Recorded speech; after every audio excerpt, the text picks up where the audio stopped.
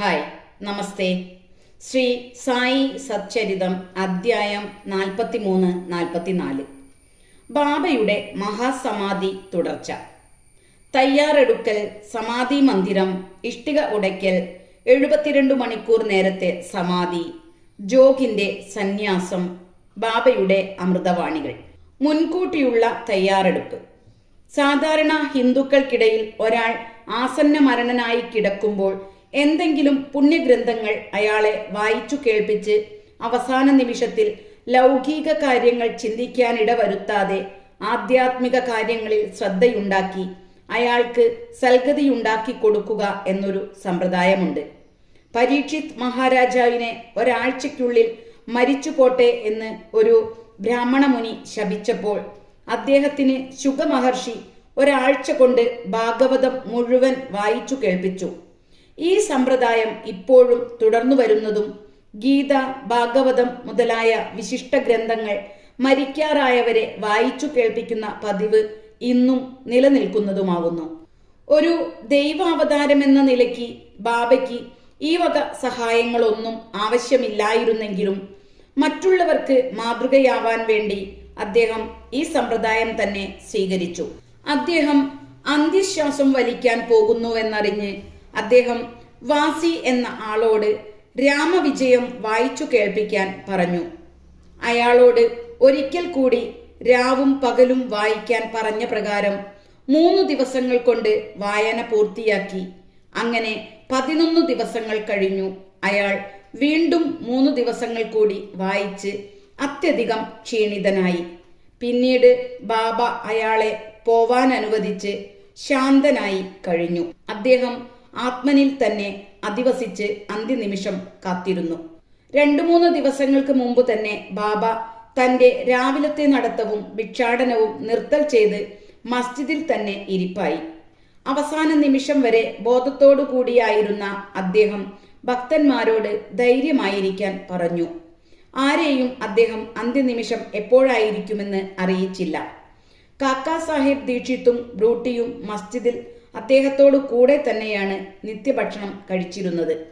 അന്നത്തെ ദിവസം ഒക്ടോബർ 15 ആരതിക്കു ശേഷം അവരോട് വാസസ്ഥലത്തു പോയി ഭക്ഷണം കഴിക്കാൻ നിർദ്ദേശിക്കുകയാണുണ്ടായത്. എന്നിട്ടും കുറച്ചുപേർ, അതായത് ലക്ഷ്മിബായി ഷിൻഡെ, ഭാഗോജി ഷിൻഡെ, ബായാജി, ലക്ഷ്മൺ, ബാല ശില്പി, നാനാ സാഹേബ് നീമോർക്കർ എന്നിവർ അവിടെ തന്നെ ഇരുന്നു.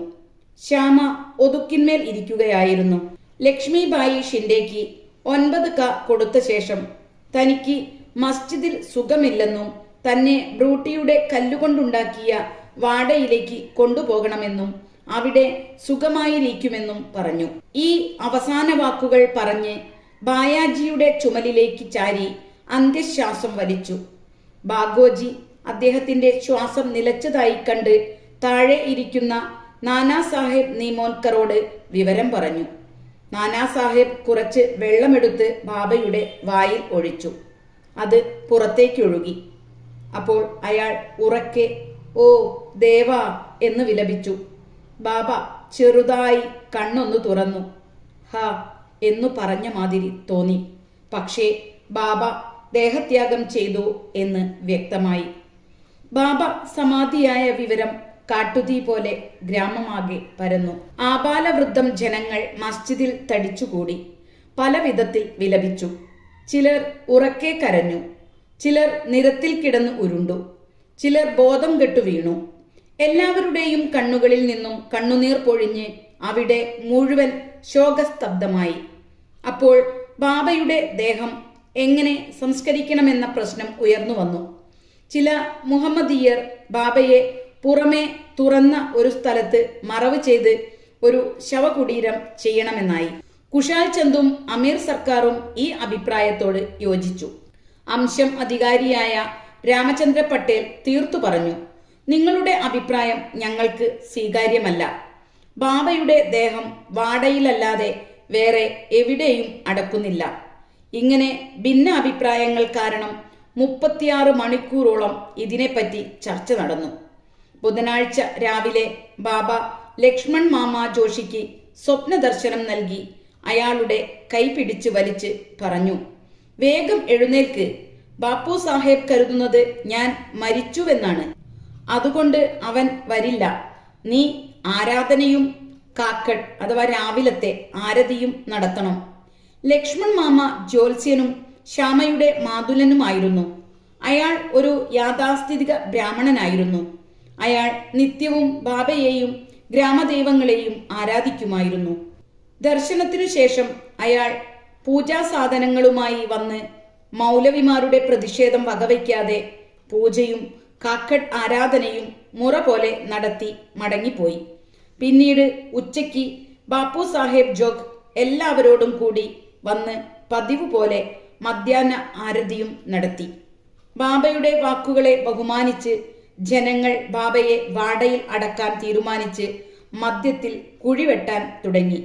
ചൊവ്വാഴ്ച വൈകുന്നേരം റഹഡയിൽ നിന്ന് സബ് ഇൻസ്പെക്ടറും മറ്റു സ്ഥലങ്ങളിൽ നിന്ന് മറ്റു ജനങ്ങളും വന്ന് ഈ തീരുമാനത്തോട് യോജിച്ചു. അടുത്ത പ്രഭാതത്തിൽ ബോംബെയിൽ നിന്ന് അമീർ ബായിയും കോപ്പർഗാവോണിൽ നിന്ന് മംലത്ത്ദാറും വന്നു. ജനങ്ങൾ അപ്പോഴും അഭിപ്രായ വ്യത്യാസത്തിലാണ്. ചിലർ തുറന്ന സ്ഥലത്ത് മറവ് ചെയ്യാൻ നിർബന്ധിച്ചു കൊണ്ടിരുന്നു. മംലത്ത്ദാർ പൊതുജനാഭിപ്രായം എന്തെന്ന് വോട്ടിനിട്ടപ്പോൾ വാടയിൽ അടക്കുന്നതിന് എതിരഭിപ്രായത്തെക്കാൾ ഇരട്ടി വോട്ട് കിട്ടിയതായി കണ്ടു. അയാൾ എന്തായാലും കലക്ടറുടെ അഭിപ്രായം കൂടി ചോദിക്കാമെന്ന് പറഞ്ഞപ്പോൾ കാക്കാ സാഹേബ് ദീക്ഷിത് കലക്ടറെ കാണാൻ അഹമ്മദ് നഗറിലേക്ക് പുറപ്പെട്ടു. അപ്പോഴേക്കും ബാബയുടെ പ്രചോദനം കൊണ്ട് എതിരഭിപ്രായക്കാരുടെ മനസ്സുമാറി. അവരും വാടയിൽ അടക്കാനുള്ള അഭിപ്രായത്തോട് യോജിച്ചു. ബുധനാഴ്ച വൈകുന്നേരം ബാബയുടെ ദേഹം വിലാപയാത്രയായി എഴുന്നള്ളിച്ച് വാടയിൽ കൊണ്ടുവന്ന് അവിടെ ഗർഭഗൃഹത്തിൽ മുരളീധരന് തയ്യാറാക്കിയ സ്ഥാനത്ത് വിധിയാം വണ്ണം സമാധിയടക്കി. യഥാർത്ഥത്തിൽ ബാബ തന്നെ മുരളീധരനായി. വാട ഒരു ക്ഷേത്രവും തീർത്ഥാടന കേന്ദ്രവുമായി. അവിടെ അനേകം ഭക്തന്മാർ ശാന്തിക്കും സമാധാനത്തിനുമായി പോയിക്കൊണ്ടിരിക്കുന്നു. പ്രൊഫസർ നാർക്കെ പ്രസ്താവിച്ച പ്രകാരം 36 മണിക്കൂർ കാറ്റുകൊണ്ടു കിടന്നിട്ടും ബാബയുടെ ദേഹം മരവിച്ചില്ല. എല്ലാ അവയവങ്ങളും സാധാരണ പോലെ തന്നെ ഇളക്കാൻ കഴിഞ്ഞിരുന്നു. കഫ്നി സുഖമായി എളുപ്പം ഊരിയെടുക്കാൻ കഴിഞ്ഞു. അല്ലാതെ കീറി എടുക്കേണ്ടതായി വന്നില്ല. ഇഷ്ടിക ഉടയ്ക്കൽ. ബാബ പോകുന്നതിന് കുറച്ചു ദിവസങ്ങൾക്ക് മുമ്പ് വരാൻ പോകുന്ന സംഭവത്തെപ്പറ്റി ഒരു സൂചനയുണ്ടായി. ബാബ കൈവശം വെച്ചുകൊണ്ടിരുന്ന ഒരു പഴയ ഇഷ്ടിക മസ്ജിദിൽ ഉണ്ടായിരുന്നു. രാത്രി അതിന്മേൽ ചാരിയാണ് ബാബ ആസനസ്ഥനാവുക. ഇത് വളരെ കൊല്ലങ്ങളായിട്ടുള്ള പതിവായിരുന്നു. ഒരു ദിവസം ബാബയുടെ അഭാവത്തിൽ ഒരു കുട്ടി അവിടെ അടിച്ചു വാരുമ്പോൾ ആ ഇഷ്ടിക വഴുതി വീണ് 2 കഷണങ്ങളായി. ബാബ ഈ വിവരം അറിഞ്ഞു. അത് പൊട്ടിപ്പോയതിനെ പറ്റി ഇങ്ങനെ വിലപിച്ചു: ഇഷ്ടികയല്ല, എൻ്റെ വിധിയാണ് പൊട്ടിപ്പോയത്. അതെന്റെ ജീവിത സുഹൃത്തായിരുന്നു. അതുവെച്ച് ഞാൻ സദാ ആത്മാവിനെ പ്രാർത്ഥിക്കുമായിരുന്നു. അതെനിക്ക് എൻ്റെ ജീവന് തുല്യമായിരുന്നു. അതെന്നെ വിട്ടുപിരിഞ്ഞു. ചിലർ ചോദിക്കാം, ബാബ എന്തിനാണ് ഇഷ്ടിക പോലെ ഒരു നിർജീവ വസ്തുവിനെ ചൊല്ലി വിലപിക്കുന്നത് എന്ന്. അതിന് ഹേമത് പാന്തിന്റെ മറുപടി: ഋഷീശ്വരന്മാർ നിസ്സഹായരെയും ദരിദ്രരെയും സഹായിക്കാനാണ് അവതരിക്കുന്നതെന്നും അങ്ങനെ അവതരിച്ചു കഴിഞ്ഞാൽ അവർ ജനങ്ങളുമായി ഇടപഴകി അവരെ പോലെ പുറമേക്ക് പെരുമാറി ചിരിക്കുകയും കളിക്കുകയും കരയുകയും എല്ലാം ചെയ്യുമെന്നും, എന്നാൽ ആന്തരികമായി അവർ ഉദ്ബുദ്ധരും ശാന്തരുമായി അവരുടെ പ്രവൃത്തി നടത്തിക്കൊണ്ടിരിക്കുമെന്നതാണ്. 12 മണിക്കൂർ നേരത്തെ സമാധി. ഇതിന് 32 വർഷങ്ങൾക്ക് മുമ്പ്, അതായത് 1886 ബാബ ഒരു സീമാലംഘനത്തിന് പരിശ്രമിക്കുകയുണ്ടായി. ഒരു മാർഗപൗർണമി ദിവസം ബാബയ്ക്ക് വല്ലാതെ കാസരോഗം പിടിപെട്ടു. അതിൽ നിന്നും മോചിതനാവാൻ ബാബ പ്രാണനെ വളരെ ഉയരത്തിലേക്കുയർത്താനും സമാധിസ്ഥനാകാനും തീർച്ചയാക്കി. അദ്ദേഹം ഭഗന്മാല സപതിയോട് പറഞ്ഞു: എൻ്റെ ദേഹം 3 ദിവസങ്ങളോളം സംരക്ഷിക്കുക. ഞാൻ മടങ്ങി വന്നാൽ എല്ലാം ശരിയായിരിക്കും. മടങ്ങി വന്നില്ലെങ്കിൽ എൻ്റെ ദേഹം ആ തുറന്ന സ്ഥലത്ത് കാണിച്ചുകൊണ്ട് അടക്കം ചെയ്യുക. അവിടെ 2 കൊടിക്കൂറകൾ അടയാളമായി സ്ഥാപിക്കുക. ഇതും പറഞ്ഞ് രാത്രി 10 മണിയോടുകൂടി ബാബ താഴെ വീണു. ശ്വാസോച്ഛ്വാസവും നാഡിമിടിപ്പും നിലച്ചു. പ്രാണൻ ദേഹത്തെ വെടിഞ്ഞ പോലെ തോന്നി. ഗ്രാമത്തിലുള്ളവരെല്ലാം വന്നു നോക്കി ദേഹം ബാബ പറഞ്ഞ സ്ഥലത്ത് അടക്കണമെന്നായി. മാലാസപതി ഇതെല്ലാം തടഞ്ഞു. ബാബയുടെ ശരീരം മടിയിൽ വെച്ച് സൂക്ഷിച്ച് അയാൾ 3 ദിവസം ഒരേ ഇരിപ്പിരുന്നു. 3 നാൾ കഴിഞ്ഞ് വൈകുന്നേരം 3 മണിക്ക് ബാബ ജീവനുള്ള ലക്ഷണം കാണിച്ചു. അടിവയറിന്റെ ഭാഗത്ത് ഒരു ചലനം കണ്ടു. അദ്ദേഹം കണ്ണുകൾ തുറന്ന് കാലുകൾ നിവർത്തി ബോധവാനായി തീർന്നു. ഈ സംഭവത്തിൽ നിന്നും മറ്റു വായനക്കാർ 3.5 മുഴം നീളത്തിൽ അദ്ദേഹം കുടികൊണ്ടിരുന്ന ഒരു ശരീരം മാത്രമായിരുന്നോ ബാബ എന്ന് തീരുമാനിക്കട്ടെ. അദ്ദേഹം ശരീരം ഉപേക്ഷിച്ചാലും സർവാന്തര്യാമിയും ആത്മനിവാസിയുമായി എന്നും നിലകൊള്ളുന്നു. പഞ്ചഭൂതാത്മകമായ ദേഹം ക്ഷണികവും നാശോന്മുഖവുമാണ്. അതിലുള്ള ആത്മൻ കേവല സത്യവും നാശരഹിതവും ശാശ്വതവുമാണ്. മനസ്സിനെയും ഇന്ദ്രിയങ്ങളെയും നിയന്ത്രിക്കുന്ന ബോധമാകുന്ന ബ്രഹ്മത്തെ സായിയായി കാണുവിൻ. ഇത് പ്രപഞ്ചത്തിലെ സർവത്തിലും മുഴുകിയിരിക്കുന്നു. അതില്ലാത്ത ഇടമില്ല. കൽപ്പിതമായ പ്രവർത്തനം പൂർത്തിയാക്കിയതോടുകൂടി അത് ഉപേക്ഷിച്ച് വീണ്ടും ശാശ്വത തത്വത്തിലേക്ക് മടങ്ങുകയും ചെയ്തു. സായി മുമ്പുണ്ടായ ദത്താവതാരമായ ഗംഗാപൂരിലെ ശ്രീ നരസിംഹം സരസ്വതിയെ പോലെ തന്നെ എന്നും നാശമില്ലാതെ നിലകൊള്ളുന്നു. അദ്ദേഹത്തിന്റെ മൃതി ഒരു ബാഹ്യഭാവം മാത്രമാണ്. യഥാർത്ഥത്തിൽ അദ്ദേഹം സർവചരാചരങ്ങളിലും ആമഗ്നനായി അവയുടെ അന്തര്യാമിയും നിയന്താവുമായി വാഴുകയാണ്. ഇത് ഇന്നും അദ്ദേഹത്തിന്റെ സർവവും സമർപ്പിച്ചാൽ ബോധ്യപ്പെടുന്നതും പൂർണ്ണ മനസ്സാലെ അദ്ദേഹത്തെ ഭക്തിയാദരങ്ങളോടെ ആരാധിച്ചാൽ അനുഭവപ്പെടുന്നതുമാണ്. ഇന്ന് നമുക്ക് ബാബയെ ശരിയായി കാണാൻ കഴിയില്ലെങ്കിലും ഷിർദിയിൽ പോയാൽ മസ്ജിദിൽ അദ്ദേഹത്തിന്റെ ജീവനുള്ളതുപോലത്തെ ഛായാപടം നമുക്ക് കാണാൻ കഴിയും. ഇത് ശ്യാമറാവ് ജയ്ക്കർ എന്ന കലാകാരനായ ബാബ ഭക്തൻ വരച്ചതാണ്. ഭാവനാസമ്പന്നനായ ഭക്തന് ഈ പടം നോക്കിയാൽ ഇന്നും ബാബയെ ദർശിച്ച സംതൃപ്തി ലഭിക്കുന്നതാണ്. ബാബയ്ക്ക് ഇന്നൊരു ദേഹമില്ലെങ്കിലും അദ്ദേഹം അവിടെയും സകലയിടത്തും വാഴുന്നുണ്ട്. ഇന്നും ഭക്തന്മാരുടെ ക്ഷേമകാര്യങ്ങളിൽ അദ്ദേഹം ദേഹിയായിരുന്ന കാലത്തെ പോലെ തന്നെ തൽപരനാണ്. ബാബയെ പോലുള്ള ഋഷീശ്വരന്മാർ മരിക്കുന്നില്ല. മനുഷ്യരെ പോലെ കാഴ്ചയിൽ തോന്നുമെങ്കിലും അവർ ദൈവം തന്നെയാണ്. ബാപ്പു സാഹേബ് ജോഗിന്റെ സന്യാസം. ഹേമത് പന്ത് ജോഗിന്റെ സന്യാസത്തെപ്പറ്റി പറഞ്ഞാണ് ഈ അധ്യായം അവസാനിപ്പിക്കുന്നത്. സഖാറാം ഹരി എന്ന് അപരനാമമായ ബാപ്പു സാഹേബ് ജോഗ് പൂനെയിലെ പ്രശസ്തനായ വർക്കരി വിഷ്ണുബുവ ജോഗിന്റെ അമ്മാവനാണ്. ഗവൺമെന്റ് സർവീസിൽ നിന്ന് റിട്ടയർ ചെയ്ത ശേഷം അയാൾ PWDയിൽ സൂപ്പർവൈസറായിരുന്നു. 1909 അയാൾ ഭാര്യയോടുകൂടി വന്ന് ഷിർദിയിൽ താമസമാക്കി. ഭാര്യയും ഭർത്താവും ബാബയെ അത്യധികം ആദരിച്ച് അദ്ദേഹത്തെ സേവിച്ച് കഴിഞ്ഞുകൂടി. അവർക്ക് കുട്ടികളുണ്ടായിരുന്നില്ല. മേഘയുടെ മരണശേഷം ബാപ്പു സാഹേബാണ് മസ്ജിദിലും ചാവടിയിലും മഹാസമാധി വരേക്കും ആരതി നടത്തിയിരുന്നത്. സദേവാഡയിൽ വെച്ച് ജ്ഞാനേശ്വരിയും ഏകനാഥ് ഭാഗവതവും വായിച്ച് അർത്ഥം പറയുന്ന ജോലിയും അയാൾക്ക് കൊടുത്തിരുന്നു.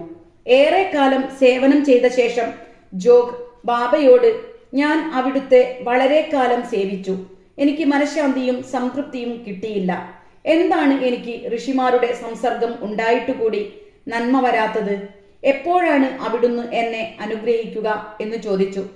ഭക്തന്റെ പ്രാർത്ഥനയ്ക്ക് മറുപടിയായി, കാലക്രമം കൊണ്ട് നിന്റെ ദുഷ്കർമ്മഫലം അവസാനിക്കും. നിന്റെ പുണ്യപാപങ്ങൾ ഇല്ലായ്മ ചെയ്ത് ഭസ്മീകരിക്കപ്പെടും.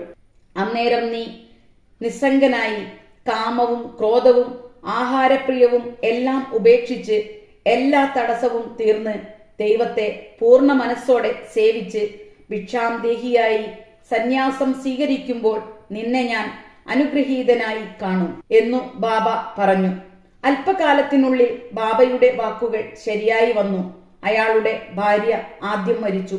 പിന്നെ അയാൾ തികച്ചും നിസ്സംഗനും സ്വതന്ത്രനുമായി സന്യാസം സ്വീകരിച്ച് ജീവിത സാക്ഷാത്കാരം നേടി. ബാബയുടെ അമൃതവാണികൾ. കരുണാമയനും സ്നേഹസമ്പന്നനുമായ ബാബ മസ്ജിദിൽ വെച്ച് പലപ്പോഴും ഇങ്ങനെ പറയുമായിരുന്നു: എന്നെ ഏറ്റവും അധികം സ്നേഹിക്കുന്നവൻ എന്നെ സദാ കാണുന്നു. ഞാനില്ലാത്ത ലോകം അവന് കേവലം ശൂന്യമാണ്. അവന് അപദാനങ്ങളല്ലാതെ മറ്റൊരു കഥയും പറയുവാനില്ല. അവൻ നിരന്തരം എന്നിൽ ധ്യാനനിരതനായി സദാ എൻ്റെ നാമം ജപിക്കുന്നു. സർവവും എന്നിൽ സമർപ്പിച്ച് എന്നെ സ്മരിക്കുന്നവനോട് ഞാൻ സ്വയം കടപ്പെട്ടവനായി കരുതുന്നു. ഞാൻ അവന്റെ കടം വീട്ടുന്നത് അവന് മുക്തി പ്രദാനം ചെയ്തിട്ടാണ്. എന്നെ സ്മരിച്ച് എൻ്റെ പിന്നാലെ കൂടി എനിക്ക് തന്നല്ലാതെ ഭക്ഷണം കഴിക്കാത്തവനിൽ ഞാൻ ആശ്രിതനാവുന്നു.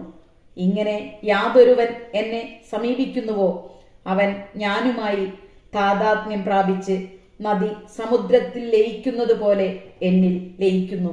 അതുകൊണ്ട് അഹംഭാവത്തിന്റെയും അഹങ്കാരത്തിന്റെയും ലാഞ്ചന പോലും ഉപേക്ഷിച്ച് നിങ്ങളുടെ ഹൃദയനിവാസിയായ എന്നിൽ നിങ്ങൾ ശരണം പ്രാപിച്ചാലും. ആരാണ് ഈ ഞാൻ?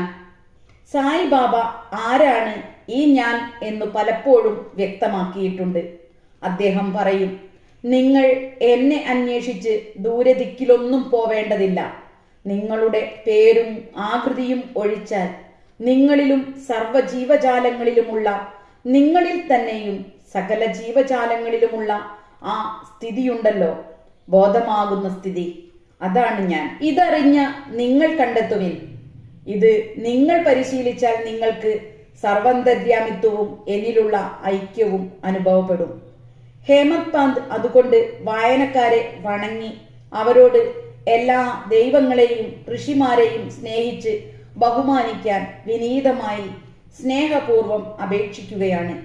ബാബ പലപ്പോഴും പറഞ്ഞിട്ടില്ലേ, ഏതൊരുത്തൻ മറ്റുള്ളവരെ വെറുതെ നിന്ദിക്കുകയും കുറ്റം പറയുകയും ചെയ്യുന്നുവോ അവൻ എൻ്റെ ഹൃദയം പിളർന്ന് എന്നെ പരുക്കേൽപ്പിക്കുകയായിരിക്കും. ഏതൊരുവൻ എല്ലാം സഹിച്ച് ക്ഷമിക്കുന്നുവോ അവൻ എന്നെ അങ്ങേയറ്റം സംപ്രീതനാക്കുന്നു എന്ന്. ബാബ അങ്ങനെ എല്ലാ ഭാഗങ്ങളിലും അലങ്കാരമായി വെച്ചിരിക്കുകയാണ്. സർവജീവജാലങ്ങളോടുമുള്ള സ്നേഹമല്ലാതെ മറ്റൊന്നും അദ്ദേഹം ഇഷ്ടപ്പെടുന്നില്ല. ഇത്തരം അമൃതവാണികൾ സദാ ബാബയുടെ ചുണ്ടുകളിൽ നിന്നും ബഹിർഗമിക്കുമായിരുന്നു. ഏതൊരുത്തൻ ബാബയുടെ പ്രശസ്തിയെ ഭക്ത്യാദരങ്ങളോടെ ശ്രദ്ധിക്കുന്നുവോ അവനും അവയും ബാബയിൽ ലയിച്ച് ഐക്യം പ്രാപിക്കുന്നു എന്ന് പ്രസ്താവിച്ച് ഹേമത് പാന്ത് ഈ അധ്യായം അവസാനിപ്പിക്കുന്നു. ശ്രീ സായിയെ നമിക്കുവിൻ. ലോകശാന്തി ഭവിക്കട്ടെ.